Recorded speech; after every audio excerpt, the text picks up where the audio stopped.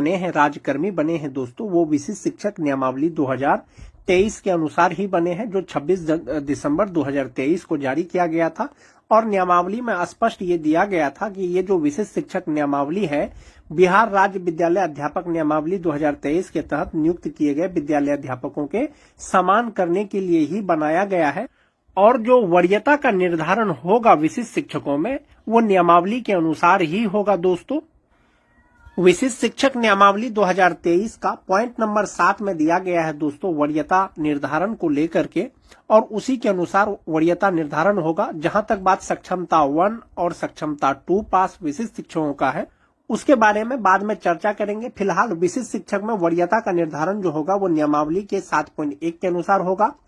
जिला स्तर पर विशिष्ट शिक्षकों की एक वरीयता सूची संधारित की जाएगी, यानी जिला स्तर पर विशिष्ट शिक्षकों का जो सीनियरिटी लिस्ट है वो तैयार किया जाएगा।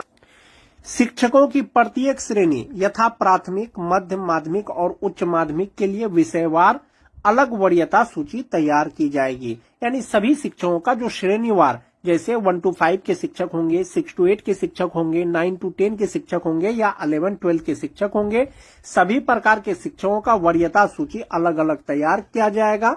जो वरीयता सूची होगा दोस्तों, उसमें डिफ्रेंशिएट किस प्रकार से किया जाएगा, इसके लिए स्पष्ट किया गया है 7.2 में कि विशिष्ट शिक्षकों की वरीयता निम्नलिखित मापदंडों के अनुसार तैयार की जाएगी। सभी विशिष्ट शिक्षकों का वरीयता निर्धारण के लिए कुल 4 पॉइंट दिया गया है दोस्तों विशिष्ट शिक्षक नियमावली 2023 में। इसमें पहला नंबर पॉइंट है कि स्थानीय निकाय के शिक्षक के रूप में प्रशिक्षित वेतनमान प्राप्त करने की तिथि से। दूसरा है, जहां 2 शिक्षक उपर्युक्त मापदंड क के अनुसार एक ही तिथि साझा करते हैं, उनकी जन्म तिथि वरीयता तय करने के लिए मापदंड होगी। तीसरा है दोस्तों, जहां 2 शिक्षक उपर्युक्त मापदंड ख के अनुसार एक ही तिथि साझा करते हैं, तो अंग्रेजी वर्णमाला में शिक्षक का नाम वरीयता तय करेगा। उसके बाद है दोस्तों, उपर्युक्त मापदंडों में फिट नहीं होने वाले किसी अन्य मामले का निर्णय विभाग द्वारा किया जाएगा, वो भी बाद में किया जाएगा। अब इसको स्पष्ट रूप से एक बार फिर से समझ लेते हैं दोस्तों। इसमें जैसा कि दिया गया है कि स्थानीय निकाय के शिक्षक रूप में प्रशिक्षित वेतनमान प्राप्त करने की तिथि से, यानी कब से आपको प्रशिक्षित वेतनमान मिल रहा है, चाहे वो सक्षमता 1 पास विशिष्ट शिक्षक हो, चाहे वो सक्षमता 2 पास विशिष्ट शिक्षक हो। नियमावली में अलग अलग डिफ्रेंशिएट करके कुछ भी नहीं दिया गया है दोस्तों। विशिष्ट शिक्षक जब भी बनेंगे, जब भी ज्वाइन करेंगे, उनका जो वरीयता का निर्धारण होगा वो प्रशिक्षित वेतनमान प्राप्त करने की तिथि से होगा। जैसे बहुत लोग 2003 से लेकर के 2005 तक के स्थानीय निकाय के शिक्षक परीक्षा देकर के कुछ लोग विशिष्ट शिक्षक बन गए, कुछ लोग विशिष्ट शिक्षक नहीं बने, लेकिन उनको प्रशिक्षित वेतनमान जो है मान जाते हैं उसको 2011 से मिल रहा है, 2012 से मिल रहा है या 2013 से मिल रहा है। और चूंकि वो स्थानीय निकाय के शिक्षक के रूप में सक्षमता 1 का परीक्षा नहीं दिए और वे सक्षमता 2 का परीक्षा दिए और पास कर गए, और सक्षमता 1 में टीईटी पास कोई शिक्षक मान जाते हैं कि वो विशिष्ट शिक्षक बन गए हैं। तो ऐसा नहीं है कि जो टीईटी पास शिक्षक है वो सक्षमता 1 पास करके विशिष्ट शिक्षक बने हैं और वे जो 2003 से लेकर के 2005 तक के जो स्थानीय निकाय के शिक्षक सक्षमता 2 पास करके जो विशिष्ट शिक्षक बने हैं उससे सीनियर हो जाएंगे। ऐसा नहीं है। सक्षमता 1 परीक्षा पास कीजिए, सक्षमता 2 परीक्षा पास कीजिए, सक्षमता 3 परीक्षा पास कीजिए। आप जब भी परीक्षा पास कीजिएगा, आपका जो वरीयता का निर्धारण होगा वो प्रशिक्षित वेतनमान की तिथि से ही होगा। ये चीज क्लियर है दोस्तों। दूसरा है, जहां 2 शिक्षक उपर्युक्त मापदंड क के अनुसार एक ही तिथि साझा करते हैं, उनकी जन्म तिथि वरीयता तय करने के लिए मापदंड होगी। जो टीईटी पास शिक्षक हैं दोस्तों 2013 से लेकर के 2015 तक, और स्पेशल उर्दू टीईटी 2016 जिनकी बहाली अनट्रेंड के रूप में हुई थी, सभी शिक्षक का जो प्रशिक्षण पूरा हुआ है दोस्तों वो 31 मार्च 2019 तक उनका प्रशिक्षण पूरा हुआ है। तो संभवतः जो टीईटी पास शिक्षक हैं दोस्तों उनका प्रशिक्षण का तिथि एक ही हो जाएगा।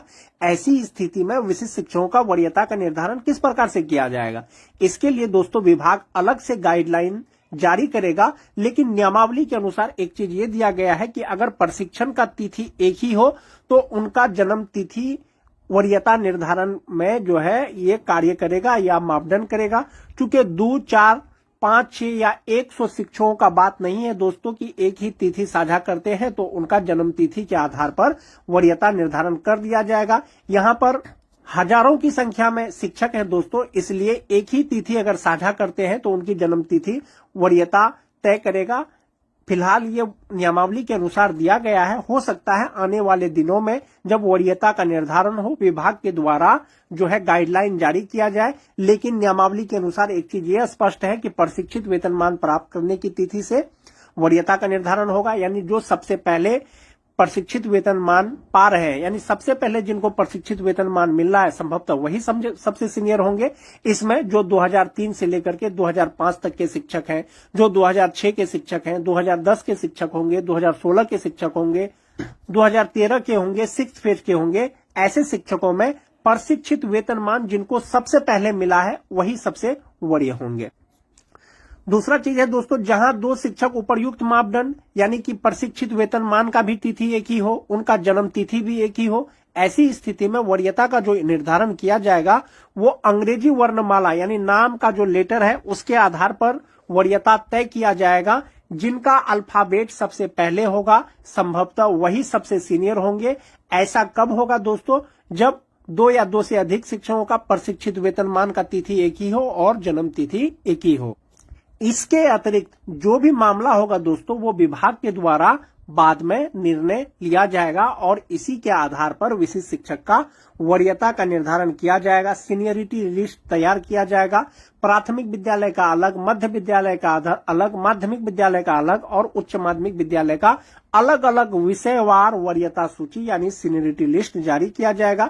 चूंकि विशिष्ट शिक्षक नियमावली के द्वारा ही दोस्तों विशिष्ट शिक्षक स्थानीय निकाय के शिक्षक से राज्यकर्मी बने हैं यानी विशिष्ट शिक्षक बने हैं, तो संभवतः उनका जो वरीयता का निर्धारण किया जाएगा वो नियमावली के अनुसार ही किया जाएगा। अगर इसके अतिरिक्त अगर कुछ होता है दोस्तों, संभवतः आप ये मान के चलें कि नियमावली में जो है संशोधन किया जाएगा। जैसे एक मामला है सेवा निरंतरता का। चूंकि विशिष्ट शिक्षक नियमावली 2023 में सेवा निरंतरता से संबंधित कोई भी गाइडलाइन नहीं दिया गया है दोस्तों, इसीलिए अगर सेवा निरंतरता विशिष्ट शिक्षकों को दिया जाएगा तो इसके लिए बाद में विभाग के द्वारा नियमावली में संशोधन किया जाएगा। विशिष्ट शिक्षक नियमावली के अनुसार विशिष्ट शिक्षकों को प्रोन्नति भी दिया जाएगा, लेकिन कब दिया जाएगा? लगातार 8 वर्ष की सेवा के बाद दिया जाएगा।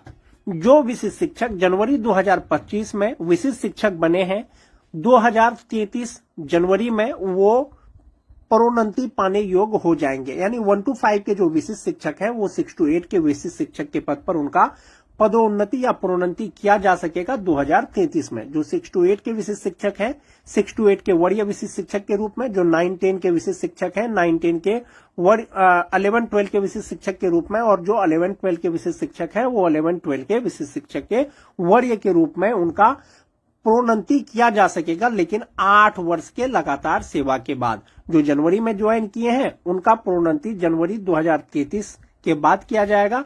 जो मार्च 2025 में ज्वाइन किए हैं तो उनका प्रोन्नति मार्च 2033 के बाद किया जाएगा। 1 to 5 से जो 6 to 8 में जाएंगे वो रिक्ति रहेगा तब होगा, लेकिन 6 to 8 के विशिष्ट शिक्षक वरीय विशिष्ट शिक्षक बनेंगे तो वो अपने ही स्थान में बन जाएंगे, और जो 11-12 के विशिष्ट शिक्षक वरीय विशिष्ट शिक्षक बन जाएंगे अपने ही पद पे, और जो 9-10 के हैं दोस्तों वो उपलब्ध रिक्तियों के अनुसार होगा। और प्रोन्नति पाने के लिए जो एसेंशियल क्वालिफिकेशन है दोस्तों वो होना चाहिए। यदि आप बेसिक ग्रेड के शिक्षक हैं, 1 to 5 के शिक्षक हैं, 8 साल बाद यदि आपको स्नातक ग्रेड में प्रमोशन दिया जाएगा, पदोन्नति किया जाएगा, तो संभवतः आपको ग्रेजुएट होना चाहिए। बीए, बीएससी, बीकॉम जो भी हो, आपको ग्रेजुएट होना चाहिए। वांछित योग्यता रहेगा तभी आपका प्रमोशन हो पाएगा। और जो 6 to 8 के विशिष्ट शिक्षक हैं दोस्तों, इसका भी क्वालिफिकेशन जो एसेंशियल क्वालिफिकेशन है वो होना चाहिए, तभी आप विशिष्ट शिक्षक बन पाएंगे। वरीय विशिष्ट शिक्षक जो 9-10 के विशिष्ट शिक्षक हैं उनका जो 11-12 में जो उनका प्रमोशन किया जाएगा तो योग्यता के आधार पर किया जाएगा और उपलब्ध रिक्तियों के अनुसार किया जाएगा।